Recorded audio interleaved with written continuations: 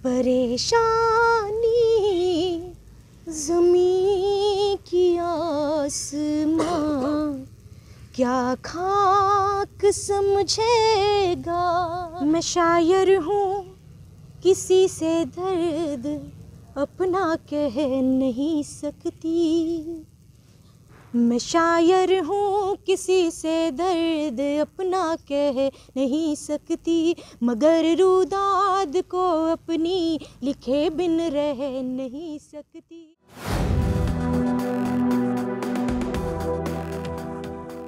हिंदुस्तान की मशहूर और मारूफ शायरा मोहतरमा अंजू सिंह जी हमारे साथ मौजूद हैं। सिविल सर्विस में रेलवे में आला अफसर हैं और बेहतरीन गज़लें और शायरी लिखती हैं।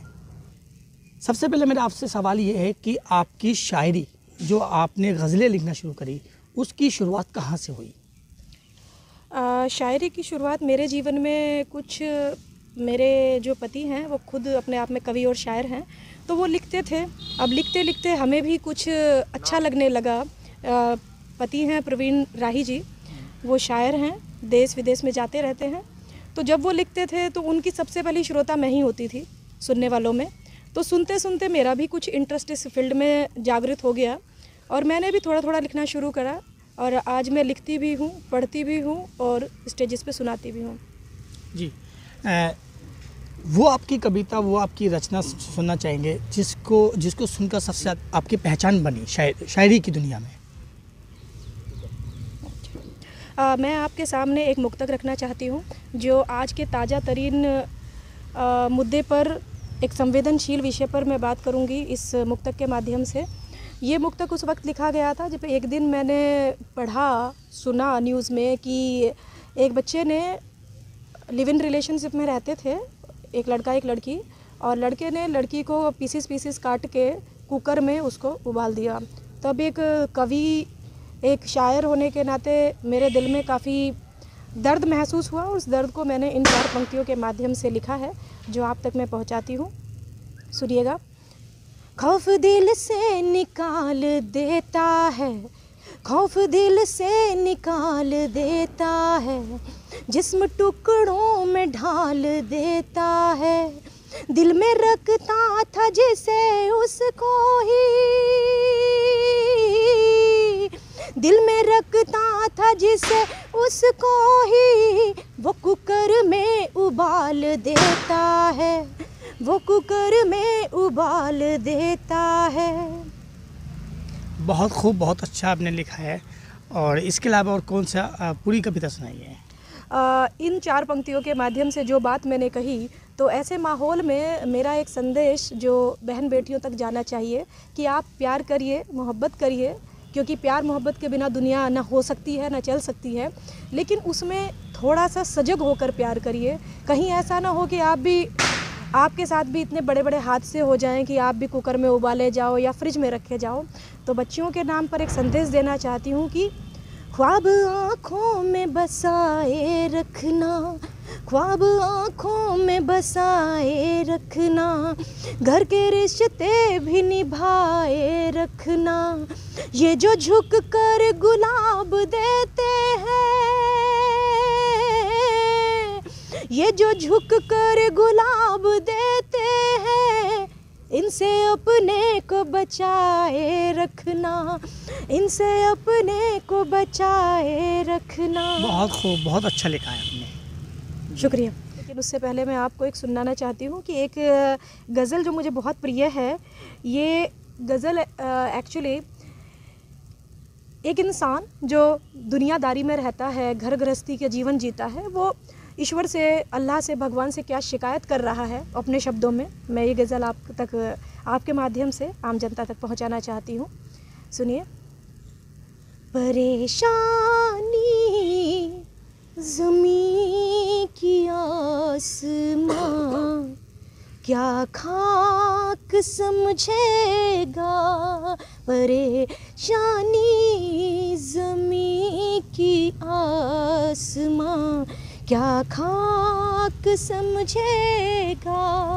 जो निष्ठुर है वो अश्कों की ज़बां क्या खाक समझेगा। और अब शेर मुलाहिज़ा फरमाइएगा। तरस जिसको नहीं आता कभी मजबूर बंदों पर, तरस जिसको नहीं आता कभी मजबूर बंदों पर, किसी मजबूर की मजबूरियाँ क्या खाक समझेगा, किसी मजबूर की मजबूरियाँ क्या खाक समझेगा। और आगे बंदा शिकायत करते हुए कहता है कि चमन को सींचना बर्बाद करना खेल है जिसका, चमन को सींचना बर्बाद करना खेल है जिसका, गुलों के दर्द को वो बाग़बां क्या खाक समझेगा, गुलों के दर्द को वो बाग़बां क्या खाक समझेगा। और ये शेर बतौर ख़ास, जिसे ख्वाहिश नहीं कोई जो खाता है न पीता है, जिसे ख्वाहिश नहीं कोई जो खाता है न पीता है, वो फिर भूखे शिकम की दास्तां क्या खाक समझेगा, वो फिर भूखे शिकम की दास्तां क्या खाक समझेगा। और आखिरी शेर मुलाहिज़ा फरमाइएगा।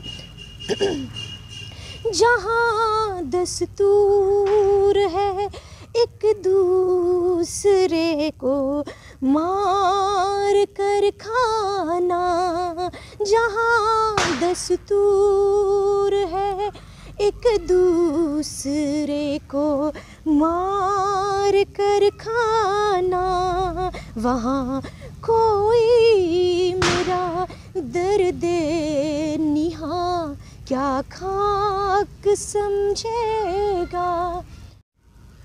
आपसे जानना चाहेंगे कि आपने कई कविताएं लिखी हैं, गज़लें लिखी हैं, लेकिन इन गज़लों में आपको सबसे पसंदीदा गज़ल कौन सी थी आपकी? बड़ा मुश्किल सवाल आपने किया है। जैसे माँ के अगर 4 बच्चे भी हों तो वो उसमें डिफ्रेंशिएट नहीं कर सकती कि मुझे कौन सा अधिक प्रिय है, तो ऐसे ही हमें भी अपनी कौन सी रचना ज़्यादा प्रिय है ये हम बताना थोड़ा मुश्किल है, लेकिन हम अपना सबसे पसंदीदा क्या होता है इस पर डिसाइड करते हैं कि जनता को क्या पसंद ज़्यादा आता है। तो अपनी रचनाओं में से एक मैं रखना चाहती हूँ, क्योंकि मैं सिविल सर्वेंट हूँ और बड़े मोटिवेशन की ज़रूरत पड़ती है जब तैयारी के टाइम पर। तो ये गज़ल मुझे इसलिए पसंद है क्योंकि ये मुझे मोटिवेशन देती थी। तो ये मैं आपको सुनाना चाहूँगी, इसके चंद अशार।